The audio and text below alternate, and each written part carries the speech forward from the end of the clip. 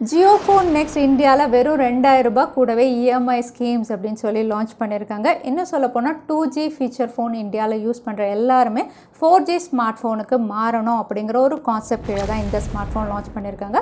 இவங்களுடைய EMI ஸ்கீம்ஸும் அப்படி தான் கொடுத்திருக்காங்க. ஏனா EMI ஸ்கீம் அப்படினு சொல்லும்போது நம்ம மத்த இதெல்லாம் பார்த்தா பேங்க் ஃபார்மாலிட்டிஸ் நிறைய இருக்கும். கிரெடிட் ஸ்கோர் இருக்கா, உங்களோட டெபிட் கார்டு என்ன எல்லாமே பாப்பாங்க. பட் எந்த ஃபார்மாலிட்டிஸும் இல்லாம சிம்பிளா நியர்பை ஜியோ ஸ்டோர்ல போய் நீங்க 2000 ரூபாய் கொடுத்து இந்த ஸ்மார்ட் ஃபோன் EMI ஸ்கீம்ல வாங்கிக்கிற மாதிரி தான் இருக்கு. ஸோ இதோட அவைலபிலிட்டி அப்படின்னு பார்த்தீங்கன்னா தீபாவளிக்கு அப்புறம், அதாவது நவம்பர் 4th அப்புறம் நியர்பை ஜியோ ஸ்டோர்ல போய் இதை நீங்க பர்ச்சேஸ் பண்ணிக்க முடியும். ஸோ இன்னைக்கு வீடியோவில் இந்த டிவைஸுடைய அன்பாக்சிங், அதோட என்னுடைய ஃபர்ஸ்ட் இம்ப்ரெஷன் தான் உங்க கூட ஷேர் பண்ண போறேன். ஸோ வீடியோவை தவறாம கடைசி வரைக்கும் பாருங்க. வீடியோக்குள்ள போகிறதுக்கு முன்னாடி இந்த சேனலை நீங்க முதல் முறையாக பார்க்கறதா இருந்தால் என் பேரு வனா, இது டெக்னிக்கல் சென்னை, அனைத்து டெக் செய்திகளும் தமிழில். ஸோ பாக்ஸ் அப்படின்னு பார்த்தீங்கன்னா ரொம்பவே காம்பேக்டான பாக்ஸாக தான் கொடுத்துருக்காங்க. மேலே JioPhone Next அப்படின்னு பிரிண்ட் பண்ணி கீழே கிரியேட்டட் வித் கூகுள் அப்படின்னு சொல்லியிருக்காங்க. ஏன்னா கூகுளோட கொலாப் பண்ணி தான் அதை லான்ச் பண்ணியிருக்காங்க. அதோட சைட்ஸ்லையும் வந்து உங்களுக்கு ஜியோ அப்படின்னு மென்ஷன் பண்ணியிருக்காங்க. பேக் சைடில் என்னென்ன ஃபீச்சர்ஸ் அப்படின்னு மென்ஷன் பண்ணியிருக்காங்க. அதாவது ஜியோ ஆப்ஸ் எல்லாம் உங்களுக்கு அவைலபிளாக இருக்குது. மை ஜியோ, ஜியோ டிவி இருக்குது, Google assistant, translate now feature, read allowed feature எல்லாமே இங்கே மென்ஷன் பண்ணியிருக்காங்க. ஸ்மார்ட் ஃபோனுடைய ஸ்பெசிஃபிகேஷனும் இங்கே கீழே கொடுத்துருக்காங்க. கூடவே Pragati OS powered by Android அப்படிங்கிறது இருக்குது. ஸோ இதுதான் பாக்ஸில் பிரிண்ட்டாக இருக்காது. பாக்ஸ் ஓப்பன் பண்ணி உள்ளே என்னென்ன இருக்குது அப்படின்னு பார்த்துடலாம். ஓப்பன் பண்ணோடனே மேலேயே உங்களுக்கு ஸ்மார்ட் ஃபோன் கவரில் ரேப் பண்ணி வச்சுருக்காங்க. ஸோ அது அப்புறம் பார்க்கலாம். அடுத்ததாக யூசர் மேனுவல் கொடுத்துருக்காங்க, வாரண்டி, இது எல்லாமே நீங்கள் படித்து பார்த்துக்கலாம். அதோட பேட்டரி கொடுத்துருக்காங்க. இந்த ஸ்மார்ட் ஃபோன் ரிமூவபிள் பேட்டரியோடு வர்றதுனால பாக்ஸ் கூட கொடுத்துருக்காங்க. இதை நம்ம ஸ்மார்ட் ஃபோனில் ஃபிக்ஸ் பண்ணணும். அடுத்ததாக மைக்ரோ USB கேபிள் கொடுத்துருக்காங்க. கூடவே 7.5 வாட் சார்ஜரும் இருக்குது. ஸோ இதுதான் பாக்ஸ்குள்ளே இருக்கக்கூடிய கண்டென்ட்ஸ். ஸோ இதெல்லாம் ஓரம் வச்சுட்டு ஸ்மார்ட் ஃபோன் எப்படி இருக்குன்னு பார்த்துடலாம். அதுக்கு முன்னாடி பேட்டரியை ஃபஸ்ட்டு உள்ளே ஃபிக்ஸ் பண்ணிடலாம். பேக் பேனல் ஓப்பன் பண்ணலாம். ஸோ சைடில் கீழே வந்து சின்ன ரிட்ஜ் மாதிரி கொடுத்துருக்காங்க. அது வழியாக பேக் பேனல் ஓப்பன் பண்ண முடியும். ஈஸியாக ஓப்பன் பண்ண முடியுது.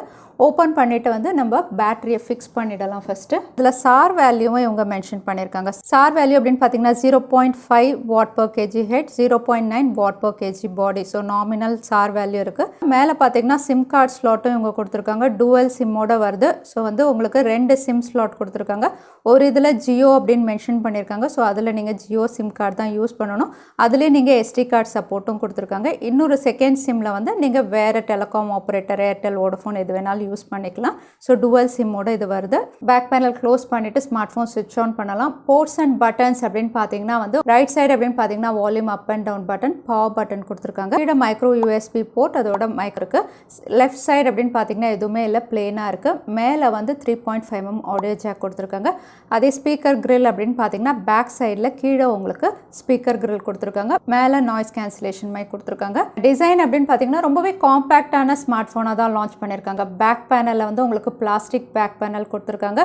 அதோட மேட் ஃபினிஷில் கொடுத்துருக்கிறதுனால ஃபிங்கர் பிரிண்ட்ஸ் மஜஸ் உங்களுக்கு கேட்ச் பண்ணாது. சிங்கிள் கேமரா மாடல் பேக் சைடில் இருக்குது, 13 மெகா பிக்சல்னு. கூடவே LED லைட், ஜியோ லோகோவும் இங்கே பிரிண்ட் ஆயிருக்கு. அதோட ஃப்ரண்ட் பேனல் அப்படின்னு பார்த்தீங்கன்னா கொரில்லா கிளாஸ் 3 ப்ரொடெக்ஷனோட கொடுத்துருக்காங்க. ஸோ ஓவரால் வந்து பில்ட் குவாலிட்டி அப்படின்னு பார்த்தீங்கன்னா ரொம்பவே ஸ்டர்டி ஃபோன் அப்படின்னு சொல்லலாம். அதோட காம்பேக்டாக இருக்குது, கைக்கு அடக்கமாக யூஸ் பண்ணுற மாதிரி ஒரு ஸ்மார்ட் ஃபோன் அப்படின்னு சொல்லலாம். வெயிட் எவ்வளோ அப்படின்னு செக் பண்ணி பார்த்துடலாம்.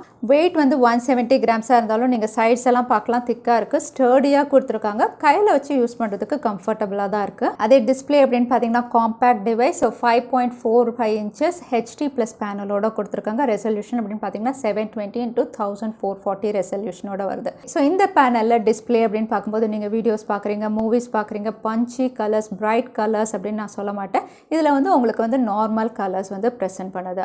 வியூவிங் ஆங்கிள் அப்படின்னு பார்த்தீங்கன்னா நல்லா தான் இருக்குது. அதோட HD+ பேனல் கொடுத்துருந்தாலுமே வந்து இது காம்பேக்டாக இருக்குது. அதாவது 5.45 அப்படிங்கிறதுனால வந்து உங்களுக்கு டிஸ்பிளே கிளாரிட்டி எல்லாம் நல்லா தான் இருக்குது. அதே ஆடியோ அப்படின்னு பார்த்தீங்கன்னா ஸ்பீக்கர்ஸ் உங்களுக்கு பேக் பேனலில் இவங்க கொடுத்துருக்காங்க. இருந்தாலும் இந்த ப்ரைஸ் செக்மெண்ட்டுக்கு வந்து ஆடியோ வந்து லவுடாக தான் இருக்குது.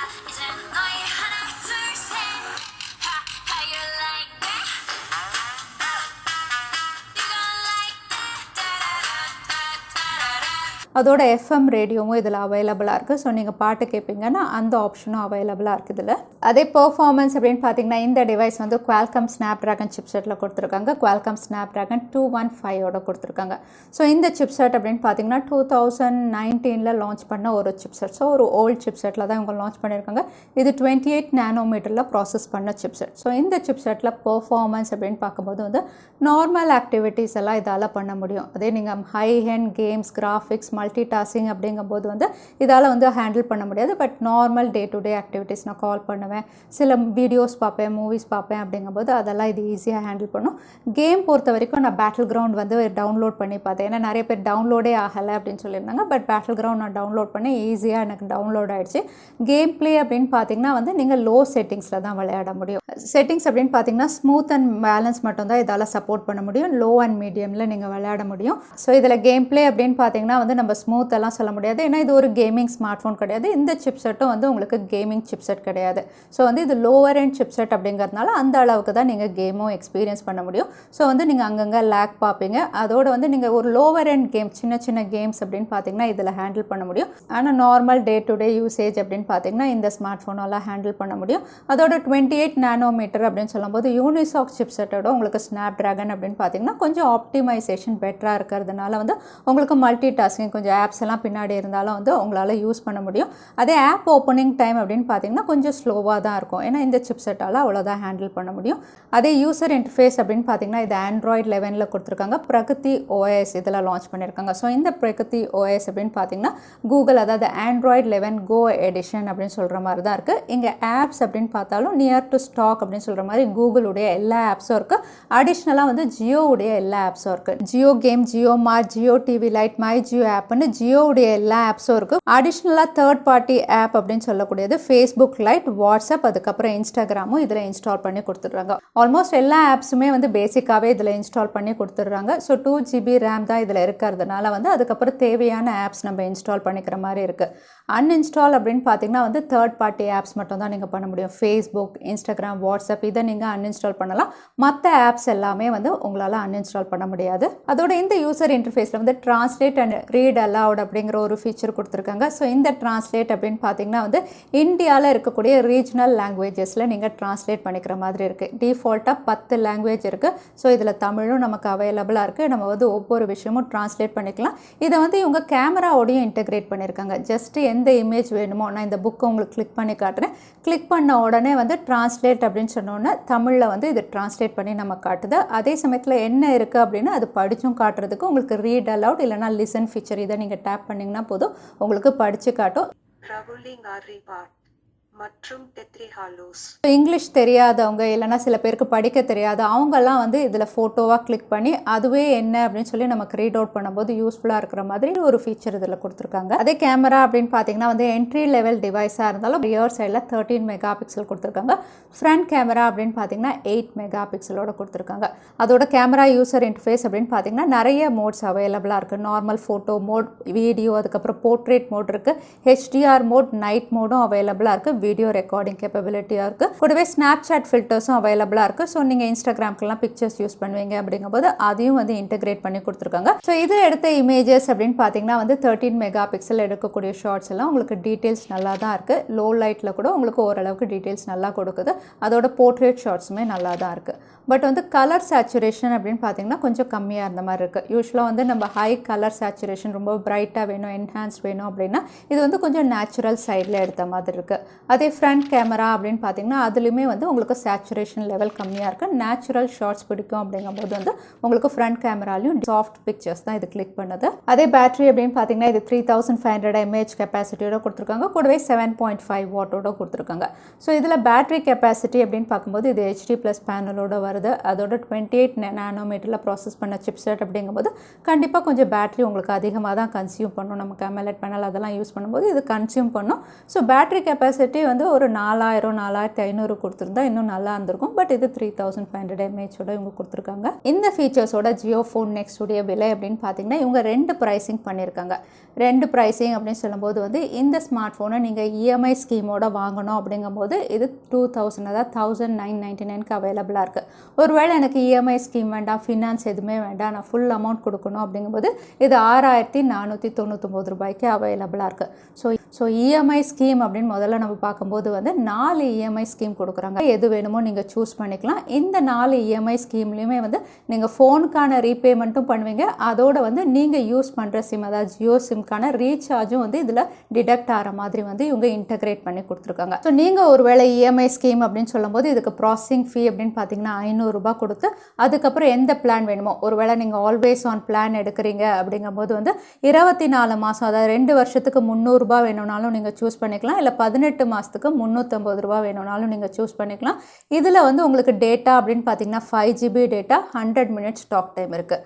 அதே லார்ஜ் பிளான் வந்து கொஞ்சம் பெட்டராக இருந்த மாதிரி இருக்குது. ஏன்னா இதில் 450 ரூபாய், அகைன் இதுவும் வந்து 2 வருஷத்துக்கு, இல்லை 500 ரூபாய் 18 மாதத்துக்கு.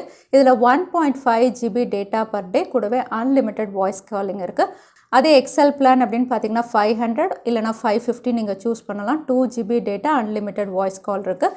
அதே XXL பிளான் அப்படின்னு பார்த்தீங்கன்னா 550 இல்லைனா 600 நீங்கள் சூஸ் பண்ணலாம். 2.5 GB data, unlimited voice call இருக்குது. எந்த ஸ்கீம் வேணுமோ, உங்களுக்கு எப்படி ரீபே பண்ண முடியுமோ அதுக்கேற்ற மாதிரி வந்து நீங்கள் ஸ்கீம் சூஸ் பண்ணிக்கலாம். அதோட இந்த டிவைஸை வந்து நீங்கள் இஎம்ஐ ஸ்கீம் போட்டு வாங்கும்போது வந்து மேலே வந்து நீங்கள் டாகல் மெனுவில் பார்த்தீங்கன்னா டிவைஸ் ப்ரொவைடட் பை ஃபினான்ஷியர் அப்படின்னு போட்டிருக்கோம். அதை டேப் பண்ணும்போதே உங்களுக்கு வந்து device lock feature is enabled அப்படின்னு போட்டிருக்கோம்.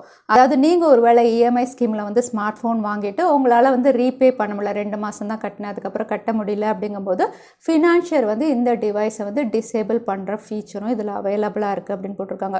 ஸோ இதை கரெக்டாக நம்ம ரீபே பண்ணும்போது மட்டும்தான் இந்த டிவைஸை நம்ம யூஸ் பண்ண முடியும். ஸோ ப்ரைஸ் ஓவர் ஃபீச்சர்ஸ் அப்படின்னு பார்க்கும்போது யாருக்கெல்லாம் இந்த ஸ்மார்ட் ஃபோன் யூஸ் ஆகும் அப்படின்னு பார்த்தீங்கன்னா, முதல்ல நான் சொன்ன மாதிரி தான் 2Gலேருந்து நான் 4Gக்கு அப்கிரேட் பண்ணணும். பட் என்னால் வந்து மொத்தமாக 7000 ரூபாய் 8000 ரூபாய் கொடுத்து ஒரு ஸ்மார்ட் ஃபோன் வாங்க முடியாது அப்படின்னு யோசிக்கிறவங்க வந்து 2000 ரூபாயில் எந்த அன்னெசரி ப்ரொசீஜர் கிடையாது, எதுவுமே இல்லாமல் வந்து டெபிட் கார்டு வேணும், கிரெடிட் கார்டு வேணும், பேங்க் அக்கௌண்ட் இருக்கான்னு இந்த மாதிரி எந்த இதுவுமே இல்லாமல் ஜஸ்ட் 2000 ரூபாய் நீங்கள் கொடுத்து நியர்பை ஜியோ ஸ்டோர் போனீங்கன்னா இந்த ஸ்மார்ட் ஃபோனை இஎம்ஐ ஸ்கீமில் நீங்கள் பர்ச்சேஸ் பண்ணிக்க முடியும்.